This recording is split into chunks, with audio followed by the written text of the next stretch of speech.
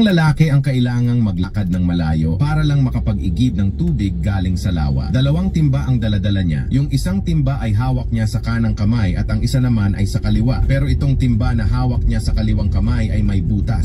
So ang nangyayari, sa araw-araw na naglalakad ang lalaki para mag-igib ng tubig, pabalik ng bahay ay kalahati na lang ang laman ng timba na nasa kaliwang kamay niya. Lumipas na ang ilang buwan ay hindi pa din inaayos ng lalaki ang timba na butas. Ngayon, itong butas na timba ay nalungkot kasi pakiramdam niya ay hindi niya nagagampanan ang trabaho niya at pakiramdam niya ay pabigat lang siya dun sa lalaki. Isang araw, di natiis ng butas na timba ang maglabas ng sama ng loob sa lalaki. Sinabi niya sa amo niya na, "Boss, pasensya na ha kung di ko nagagampanan ng maayos ang trabaho ko bilang isang timba. Kahit na pagod ka, pag uwi mo ay kalahati na lang ang laman ko. Kaya naiintindihan ko kung balang araw ay ipagpalit mo na lang ako sa mas maayos na timba." Sumagot naman ang lalaki sa kanya, "Sige ganito, pag uwi natin ay tumingin ka lang sa harapan mo habang naglalakad tayo." Napaisip na lang ang timba na, bakit kaya ako pinapatingin ng boss ko sa harapan habang naglalakad kami? Ano kayang meron? Dahil boss niya nga ang lalaki ay sinunod na lang ng butas na timba. Habang naglalakad sila pa uwi, tinanong siya ng boss niya, "Anong nakikita mo sa harapan mo?" Sumagot ang butas na timba na, "Marami po akong nakikitang magagandang bulaklak." Sabi ng lalaki, "Alam ko na butas ka, pero hindi kita inaayos. Sa halip na ayusin kita, naglagay na lang ako ng mga sisidlan ng mga bulaklak sa mga dinadaanan natin. At sa araw-araw ng dahil ay butas ka, nadidiligan mo sila. Nang dahil sa pagiging butas mo at makalipas ang ilang buwan, ay nakikita mo na ang naging bunga at nagkaroon ng buhay ang dinadaanan natin. Lahat tayo ay may kanya-kanyang butas, pero kadalasan ay nakafocus na lang tayo sa mga nagawa nating mali at hindi na natin napapansin ang mga nagawa nating tama. I-appreciate natin yung mga nagagawa nating tama sa buhay."